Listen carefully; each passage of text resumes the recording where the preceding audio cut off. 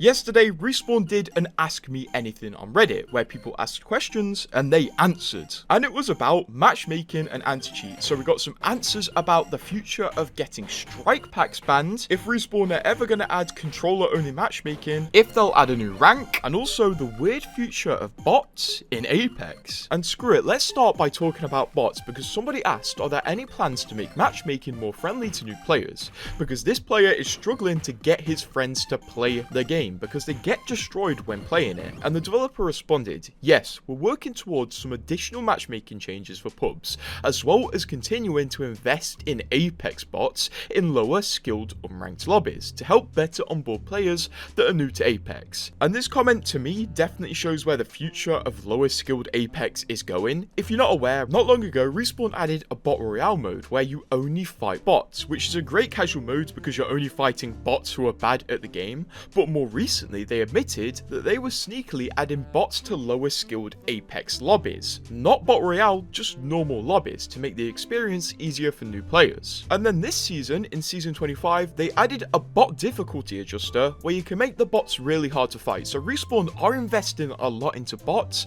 and also putting bots into normal pub games. So if I were to guess, Respawn are going to add a range of easy and also really hard bots and start adding more of them to normal pub games to make the games a bit easier and also make the game start quicker because you're going to have to wait for less players because bots can take those spaces.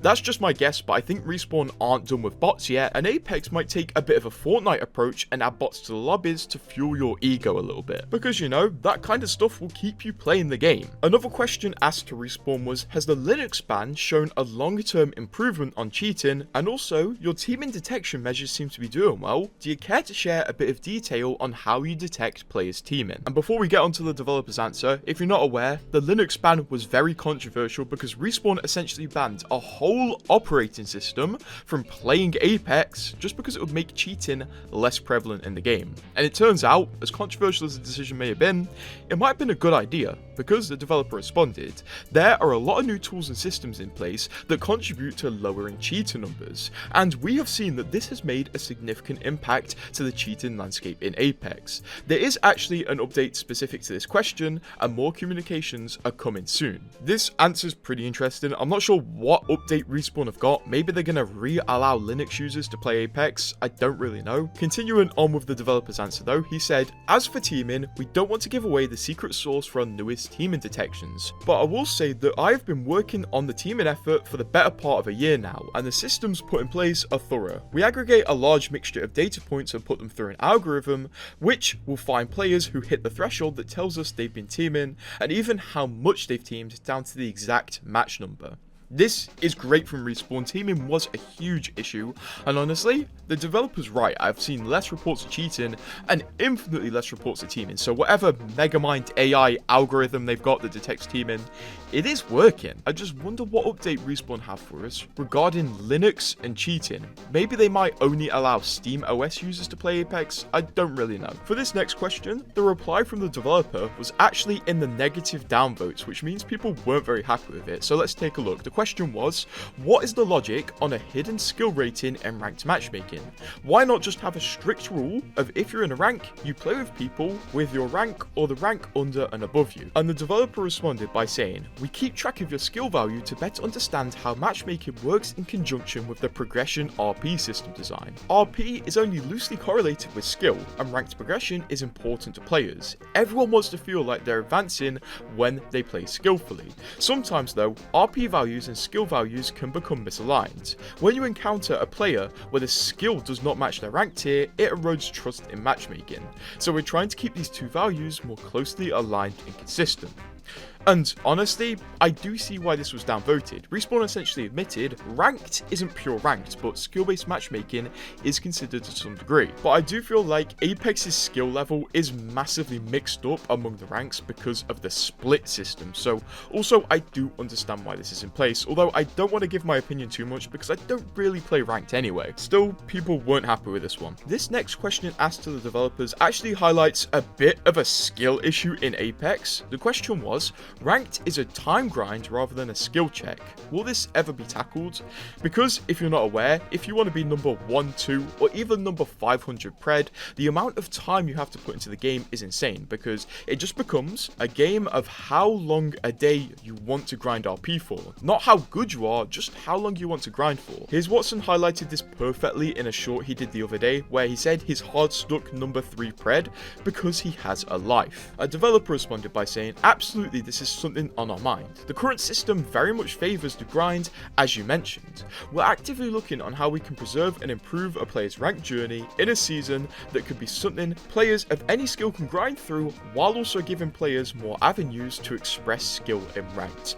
I do not know how Respawn are going to approach this one. It does seem like a bit of an impossible task without completely gutting how Apex ranked work. You may ask, well, why don't they just add new ranks? And weirdly enough, they actually tackled this question within the AMA. Someone asked, is there any chance you'll add more ranks and also make pre-made and 3-stack queue separated from solo duo queue in ranked? The developer responded, there's no current plan to add more ranks, but we're always keeping an eye on the skill distribution of players across our ranks, to see how to best balance the distribution so that we don't have too many players in either end of the spectrum. Regarding pre-made and solo made queue, it's definitely something we're looking into, but there are a lot of considerations when it comes to decisions like this, including queue time, population, players, and more. A very interesting answer, and it's true, adding a new rank won't fix Apex. In fact, it might make it worse. Although I do find it interesting that Respawn say the trouble with solo queue will be queue time and population of players, so maybe bots will come in and fix this by making them fill up solo queue servers. I don't know, but I'm sure Respawn are going to implement bots more into pubs in the future. They have to. They're working on them too hard just to keep them to bot royale and beginner lobbies. Speaking of solo matchmaking, what about matchmaking based on if you're using a controller or a keyboard and mouse, essentially turning off crossplay, which everyone begged for a few years ago? Well, somebody asked this, saying, any chance for input-based matchmaking? And the developer responded, not currently on our roadmap, as we're focusing on what we can do to get matchmaking tighter for everyone, and then we'll be considering looking at solo versus pre-mades and what our options are there. Anytime we consider another variable to match on, we end up splitting our queues and increasing match wait times across the board. So essentially, no, this isn't going to happen, and to be honest, I understand why, because what's the point of having crossplay and doing all this effort to add crossplay to essentially allow people just to not do it? I think the world we live in these days is keyboard and mouse and controller players being in the same lobby. Hell, I play Arma Reforger, which is like a massive milsim game. Games go on for days, and the lobbies are equally populated with controller players as there are keyboard players in a milsim game. It's just the way companies like to do it. Their lobbies fill up quicker, there's more players, and also people are more likely to play a cross-play game. And of course, somebody asked the big question, is there any news on Strike Pack, Cronus, Zim, aimbot and wall hacking on console? A lot of players in PC are glitching into console. It's a major problem in ranked lobbies especially. Respawn said, we are aware of the situation with third-party devices, being strike packs, and we're working on solutions to detect and combat them, although I can't share timelines at the moment. It's a difficult problem to solve for multiple reasons, but one of the biggest is the ability to accurately detect the devices across the various platforms and devices. Our approach is behavioral detection for the specific macros and functions that give a gameplay advantage, and I think the reply to the developer's comments sums it up. So in short, more Cronus abusers and people glitching into console lobbies for a while longer before anything's done.